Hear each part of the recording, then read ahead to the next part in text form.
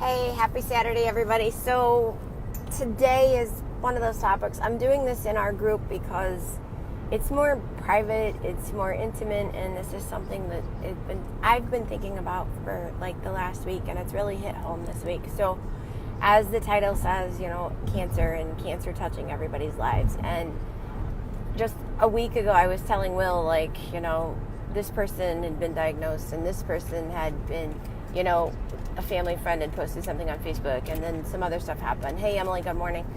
And then today, I guess I should just start at the beginning, right? So 5 years ago, my mom's twin sister was diagnosed with cancer. That to me was the first huge touch, because they're identical twins, and our whole family went through the fact does my mom need to go get tested? Does she need to get treated? What does this mean? And it was a big scary thing, and my mom's never been diagnosed with it. She never got it, but then it makes you question how did her twin get it when they have the same DNA, and how did this happen? And my aunt went through a bunch of treatment until she was finally at the point where she said, I'm done. It hurts. I'm tired with the treatment. I'm stopping all my medication, and I'm done with this. And she was supposed to be having continual bone marrow transplants, and she just basically said, I'm done. And that was 2 years ago, and she's cancer-free.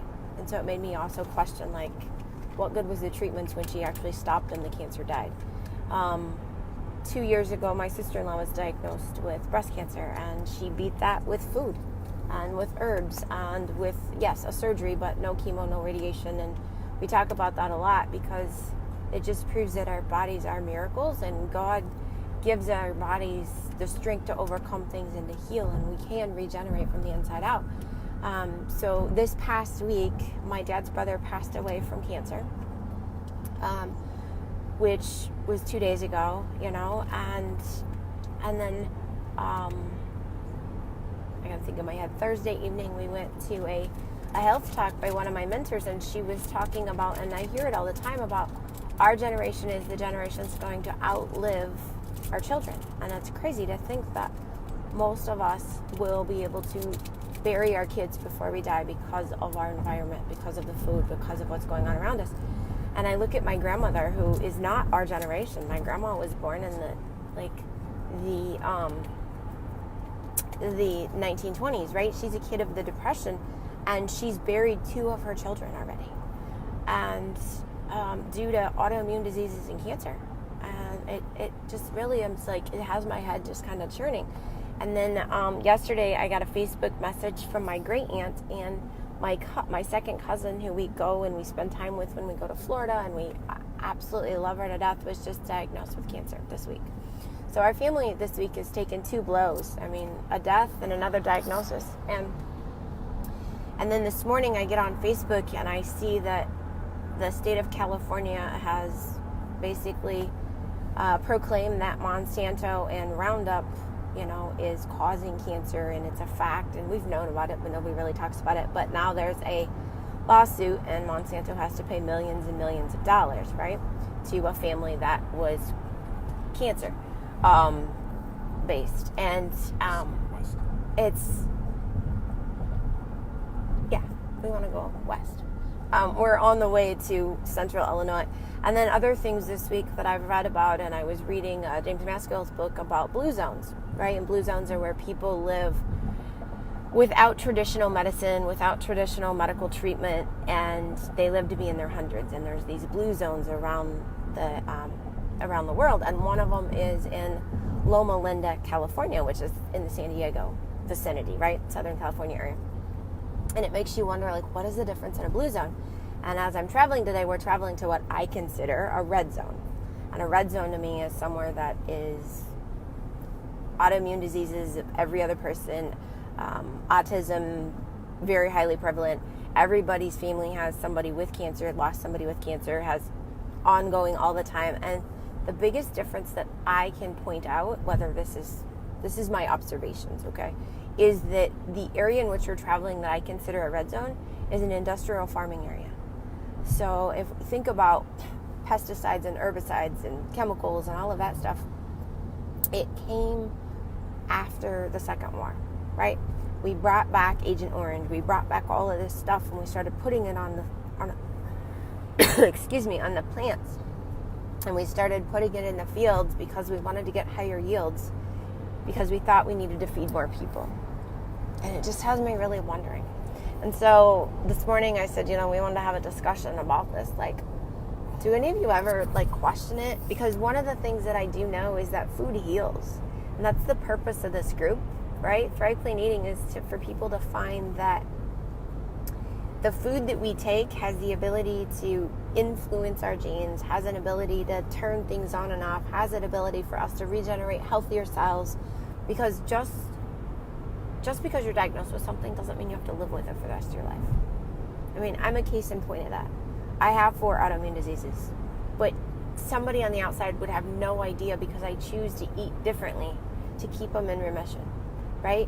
My daughter has celiac and Crohn's disease, one of them. And yes, we did have a scare about a week and a half ago, but choosing to eat differently, to use supplements to make sure that we're not nutrient deficient has a huge impact on healing faster. And then one of the things that Ty Loomer was saying the other night, and it just reiterated it in my mind, right, is we have blood circulating through our body, and we can completely change the blood in our body in 121 days because we're always producing new blood cells. We're always producing new red blood cells, and we're always going through this regenerative process. The other thing I know through Tom O'Brien's research and Dr. Fasano's research is that our intestinal lining, our intestinal cells regenerate every 7 days. So to me, that speaks to if you change what you're putting in your body first, which is one of the core things of functional medicine, right? It's the very first thing they say is they don't tell you to go detox. They say change the food you're eating first. Then within 7 days, your intestines are going to start to heal. Within 120 days, your cholesterol might be normalized, your blood sugar might come down. All these things will happen because you're going to have new blood in your body, right? And then from there, that's when you look at supplementation, and that's when you look at, are you actually nutrient deficient? Because most of us are. And all of us have cancer cells. We all carry genes. We all have, but whether they actually decide to start attacking us or not attacking us, or whether, you can take something that's stage 1 and make it stage 0, or all of this depends on your environment. It depends on what's in your environment. It depends on the food you're eating. And so to that point, I was actually having a conversation with a lady yesterday at Dunkin' Donuts, and she was like, I don't order off of Amazon. And I said, I do a lot, and I actually order off of Amazon.uk because if you're a Prime member of Amazon, you're Prime globally until they figure this out. And so I can order things that are non-GMO, no food coloring, they've not been sprayed with Roundup and all of that crazy stuff, and get imports from the UK with no shipping. Or at the same point, you can go to an import grocery store and buy stuff that was grown outside the US so that you're not ingesting those chemicals. Another great thing that you can do is go to your farmers markets, right? Go to those markets, talk to the farmers, have a backyard garden.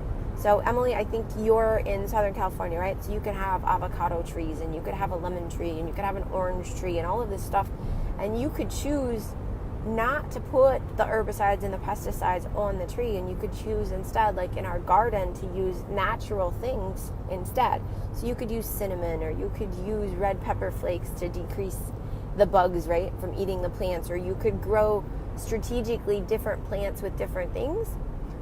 Bugs don't really like cucumber plants, or rabbits for that matter either, because the cucumbers are pointy and the plants have little hairs on them that itch when people touch them. And so you can choose to plant sustainably for your health, and that's just, it's just a discussion, right? It's what are ways that you live in an upstairs apartment? Okay, so pots, if you've got a patio, even ingrown, indoor hydroponics is big now, even where people are growing lettuce and different things inside their house in these big water pots. It's really cool to see just the inventions and the ideas that people have.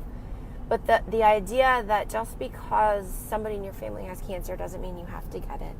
The idea that if you have a cancer diagnosis, you don't have to just decide that you're going to die.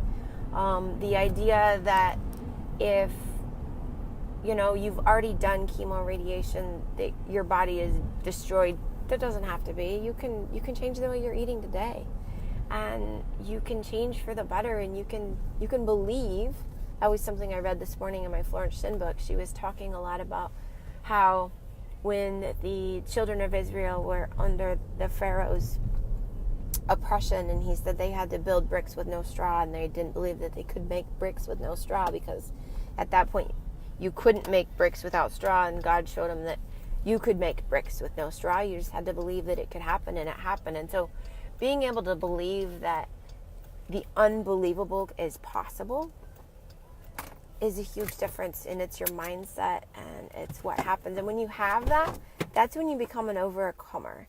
That's when you become somebody that can achieve the unknown. And all of those vegetables and those fruits are absolutely accurate. Those are exactly.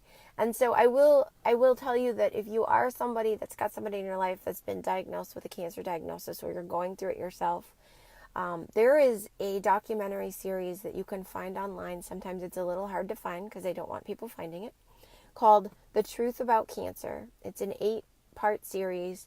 They walk you through holistic things that you can do in addition to your treatments that are a game changer. Game changer. For my sister-in-law, the numbers spoke for themselves. Her tumors were shrunk before she had her mastectomy. And she only really did like 4 of the things that they talk about. And they talk about several things, but frankincense. Yeah, biblical frankincense. Get a hold of a doTERRA rep, get a hold of somebody that sells essential oils, get some frankincense oil, start mixing it with your lotion or putting it on your skin with another oil. Essiac tea comes out of Europe and comes out of the Middle East, and the herbs in that tea will shrink tumors, whether they're cancerous or they're any kind of tumor, they shrink tumors. Going and doing raw foods. And yes, raw food, and being a raw foodist is kind of hard. I get that. But doing as much raw food as possible. Increasing the green vegetables. Getting rid of the sugar and the processed food, because sugar feeds cancer. And the doctors tell you, like, oh, just eat whatever you want, because they want to make billions of dollars off of their treatments. But in reality, sugar feeds the tumors, and sugar allows it to grow. So you need to go sugar-free. Getting away from anything that's got chemicals in it, right? So no more pop, no more diet pop. Just go back to water, as much water as you can, and get your vitamin D up. And now don't go take a vitamin D2. That's not going to help you. So if you're taking vitamin D2 because the doctor told you to take 50,000 units a week, throw it in the trash. Go to your pharmacy and get over-the-counter D3, or get a hold of a Shaklee USANA rep and order yourself vitamin D3. The D3, if you get it high enough, will kill so much stuff that you don't want in your body. It will clean out your cells. It will do so much for you. So increase your vitamin D3. You can take honestly, most people can take 15,000 units a day and be fine. It is fat soluble, so if you take a D3, you need to take it with a tablespoon of olive oil, some avocado, coconut oil, something that is also fatty, so it can attach and it can be absorbed into the body, because if you take it with water, it does you no good. There is so much you can do, but even those things that I just mentioned will allow your body to start to regenerate while you go through other treatments. And if you want to talk more about stuff after you've seen the Truth About Cancer documentary series, guys, just send me a private message. I've got several people in my life that would love to talk about it. It's what it is. And I mean, we're headed to the country for the weekend, and I'm going to be around the crops, and and it's the farm, and I love it. I love my family. I love where I came from. But the fact of the matter is, it is a red zone to me. And there's so many people that are just touched by things that they should never have had to deal with in their life. And it's kind of sad and depressing at the same time. But it is what it is, you're right. And knowing that one story of healing, one story of change, one thing of being able to help somebody do one thing a little bit different is a huge impact in their health, or in the person that they talk to's health.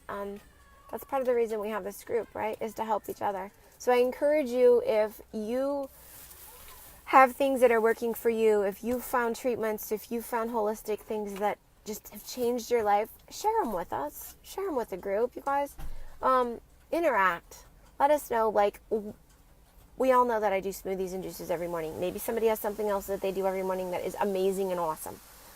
Maybe you found that for you, there's a certain There's a certain, not brand, but a certain type of vitamin or a certain supplement like an enzyme that is making a world of difference for you. Tell your story. Share it with us.